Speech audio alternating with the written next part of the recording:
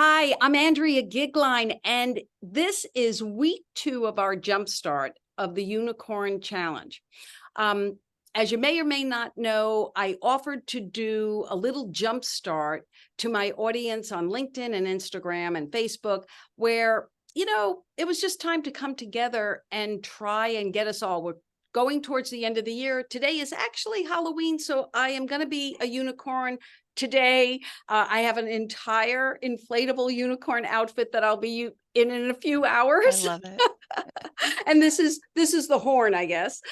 And what we are doing each week, each Tuesday now, is coming together at 9 a.m. Pacific, 12 noon, and going over the last 7 days of tips to collectively keep us, on track.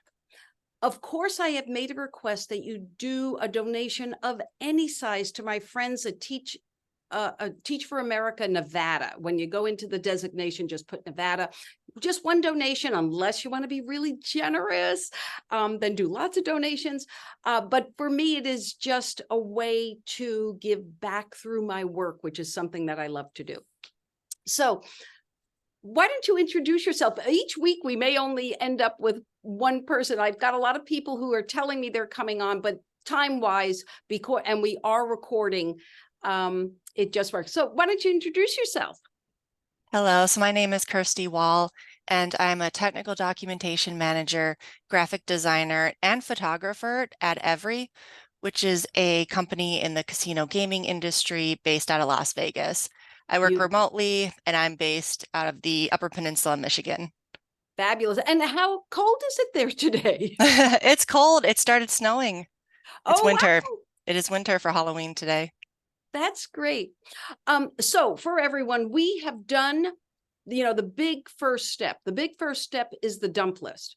That's where, and, I was realizing I may have misplaced my dump list because I was working on it a lot this week. The dump list, which is tip 1, at where you put everything together. And then through the week, there have been just 1-minute challenges. And I found out that currently tip 5 and 6 are the same one in the videos, not to worry, within a week that will be changed. And I myself have begun to work back through the tips. So I did my dump list. Kirsty, you did yours. Is there anything on your dump list that you'd like to share? See, so I think I had a lot of things on my dump list. I think that was my biggest problem, was finding what to commit to. I mean, my first one was this challenge because it's so easy for me to start things, but I struggle with consistency.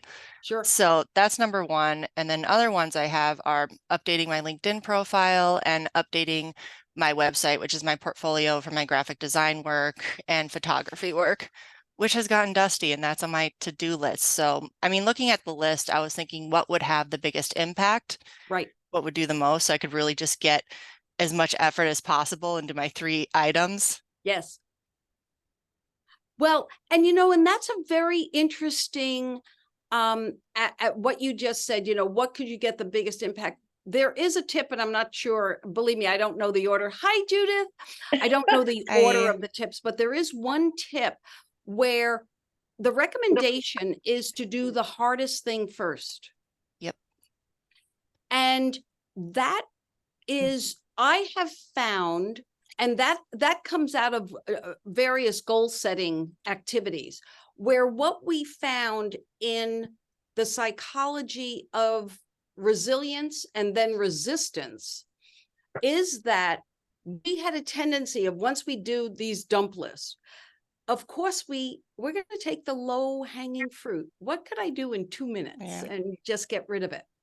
And that's lovely. If your goal is to clean off the sheet, which, trust me, I had a lot of years where that was my goal. Like the most check marks was actually the win, until I realized I wasn't getting the most important things done.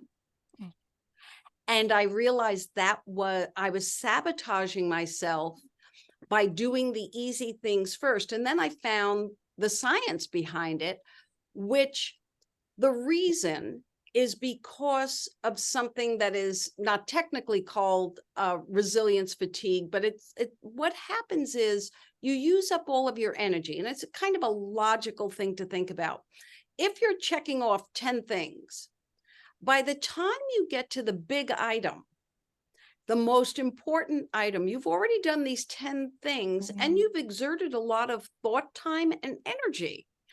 Then you try and put your energy towards the thing that matters the most. And the truth is, you don't have the same concentration power. It isn't working. So it's very logical. Now, do you do that all the time? No. But getting into the habit of seeing whether or not you're a person who's doing the small stuff, and that's why you're not getting to the bigger stuff, is actually something to look at on that one aspect. Judith, you are blurry right now. And now you're clear. It's going back and forth. Oh, look at that. Okay. And I want to thank you for letting me know about the video. As I said, I will get that corrected. So we've all done our dump list. Of the 7 things from last week, which one gave you a challenge or helped the most?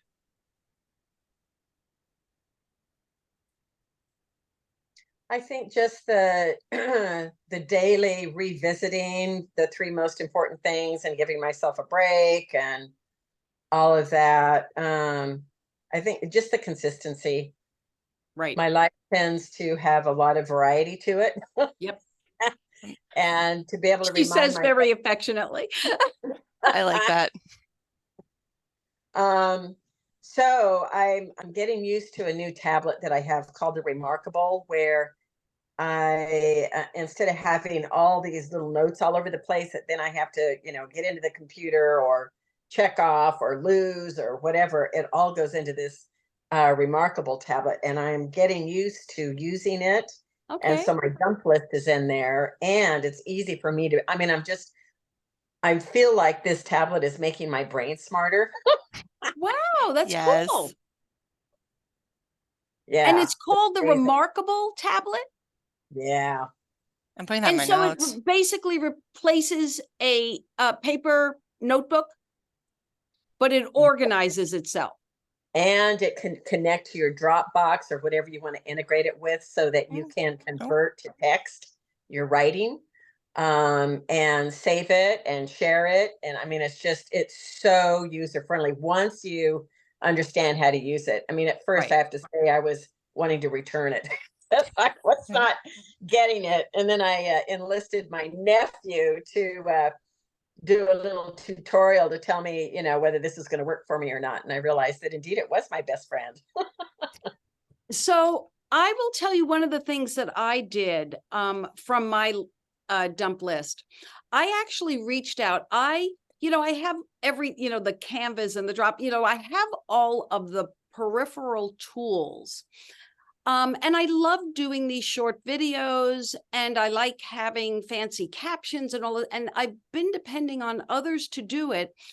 And at a minimum, I just want to learn how to do the small stuff so that when I'm inspired to do something, I can make it look nice and look better than what I've been doing. And I've had a lot of false starts trying to teach myself through videos. So I did a search because of us doing this together. I did a search, and there is this thing called Varsity Tutoring. And I've put a job posting in with them, and they've talked to me already. I just want someone to work with me 2 hours a month on Canva so that I learn all the functionality. I already have the examples, like Christy was mentioning Mel Robbins, who, do you know Mel Robbins, Judith? Her work? Mel Robbins. She's magnificent. She was an attorney by trade. She actually, prior to 2020, she was the most booked speaker in the world. Oh, wow. And what I like about her is she is so science-based she presents the same exact work I do, I will say, better in her way of doing it. I admire how she delivers information. And so I know how I want videos to look. There's 2 or 3 people, male and female, that I just like. And so I've got on my list to learn that. And because I know that my learning style is better with a human, the same way that doing the challenge is better when you have a connection. You know, there are many people who are self-directed learners, yet what we know is that people matter, and that even connecting through technology in real time helps keep you motivated. The analogy I love to use, it's a little bit like being on Weight Watchers and having the weekly weigh-in. You have to, you know you're going to show up, so you're very conscious how you eat the night before, even if you haven't been very conscious the whole rest of the week, that night before. And sometimes that's all we need. Yes, there's daily habits, but it is really about calling ourselves back from the craziness on a regular basis. So that was one of mine. I realized that do the hard things first was actually tip 5. I was excited about tip 7. So I've been talking enough. Judith, which tip for you, the note that became part, learning that system that became part, was there just doing them, you said, that really? Revisiting them every day and just, forcing myself to do that. And I have to be honest here, there were a couple days that I skipped. So I caught up on it, and it was amazing to me how I was already doing what you were suggesting in the tips. And I'm like, oh, yeah, I'm already doing that. Gee. So, yes. Yeah. And it's really more about a front of mind exercise where you're ingraining in yourself that you are important on a daily basis, even if you don't get to do all the important stuff every day. Mm-hmm. Yeah. And I apologize. I got double booked. I have to hop on another phone call. I am no so problem. Sorry. But I will be back. We're doing this next week. Yes. At 9. And know that I actually wrote the codes to you before, like this, an hour or so before. It was in your Facebook, because that's where we had been, your messenger. That's where we had been communicating. So that's where I put it this morning. Thanks for reminding me. That's okay. All right. I will be more organized. Because right now I've got 6 people and I'm going 3 different places trying to leave the messages, but we'll get it done. We'll get it done. Well, go off and have a great other meeting. Okay. Yeah. Thank you. See you soon. You're welcome. Yep. Bye. Okay. Bye. Bye. I would, I'm going to talk about tip 7. Do you want to share anything about tip 6? Tip 6, I think it just comes from repetition for making anxiety your friend, doing it over and over, because then the more you do it, the more boring it gets. It loses the appeal. And that's what I'm thinking for how to tackle that one. Yeah, great. And for everyone else, just know that anxiety comes in a million forms.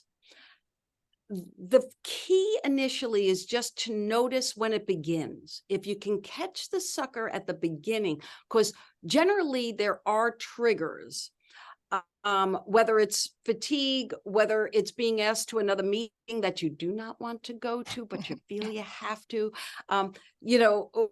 showing up at your parents' house for dinner. I don't care what it is. There's things that precede the feelings of anxiety.